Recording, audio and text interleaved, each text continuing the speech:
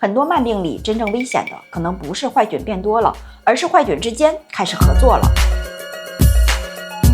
大家好，这里是 XBLab。肠道出问题的时候，真正该看的可能不是哪种菌多了，哪种菌少了，而是这些菌之间的关系是不是已经变了。很多人现在都在认真的养肠道，益生菌吃了，膳食纤维补了，酸奶也喝了，饮食也比以前更注意了。但有些人折腾了一圈还是腹胀，排便不稳，整个人总觉得不舒服。这时候最常见的想法就是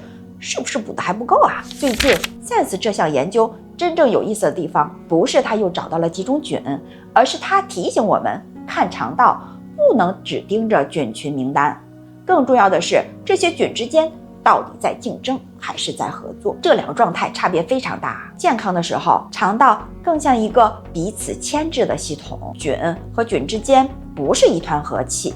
它们一直都在抢营养、抢空间、抢生态位。比如同一份膳食纤维进来，不是所有细菌都能直接利用，谁先拆开，谁先吃掉，谁就更有优势。所以健康的肠道并不是大家都很好相处，恰恰相反，很多时候它靠的就是这种互相牵制。你占了这个位置，别人就不容易扩张；你先拿走了一部分资源，别人就没办法随便做大。听起来不温和，但这种竞争反而是在维持稳定，因为谁都不容易失控，整个系统也就不容易被带偏。真正麻烦的不是这些菌一直在竞争，而是它们开始配合了。这个变化通常不会平白无故发生，它往往出现在炎症、肿瘤这些环境已经改变的时候。一旦肠道长期发炎，局部环境就不一样了，氧化状态会变，可利用的底物会变，一些原来没那么多的资源开始变得更容易被利用。环境一变，细菌之间的活法也会变。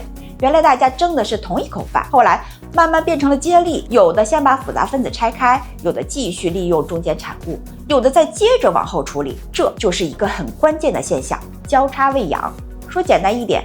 原来各吃各的，现在开始一环接一环。从细菌自己的角度看，这当然更高效，但从人体的角度看，这往往不是好消息，因为这说明他们已经不是各过各的啦，他们开始互相供养，互相支撑，慢慢连接成一个网络。一旦走到这一步，问题就不再是哪种菌多一点，哪种菌少一点，真正的问题变成了这个系统里是不是已经形成了病态合作。这件事为什么重要？因为很多人肠道问题反反复复，并不是因为少补了一样东西，而是因为你面对的可能已经不是几个零散的问题啦，你面对的是一套开始互相配合的系统，他们会互相供料，互相接应，甚至互相保护。这里面有一个很典型的例子，就是结直肠癌里常见的聚合酸杆菌。很多人听到这里，第一反应是那不就是一种坏菌吗？但它真正麻烦的地方不是它在，而是它很会组织，它能粘附，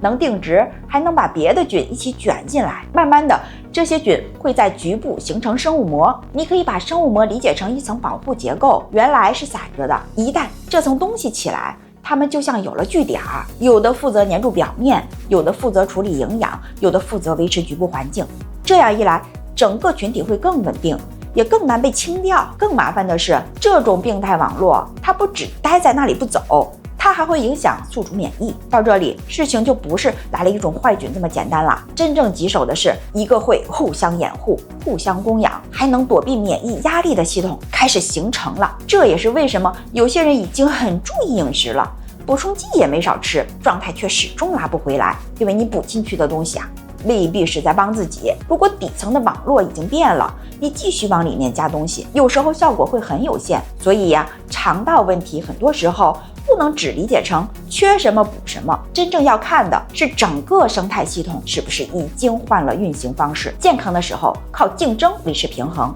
失衡以后开始转向合作，而一旦这种合作稳定下来，问题就变得更隐蔽，也更难逆转。所以未来更有价值的干预，可能不是一味补菌，也不是简单的把一批菌一起清掉，更重要的是找到这张合作网里的关键节点，谁在搭生物膜，谁在提供关键底物，谁在把上下游代谢串起来。如果这些关键连接点能被拆开，那张已经搭起来的合作网才有可能松掉。最后把今天这条视频压成一句话：很多慢病里真正危险的可能不是坏菌变多了，而是坏菌之间开始合作了。这里是 XBLab， 关注我，带你换个角度看生命科学。我们下周见，周见。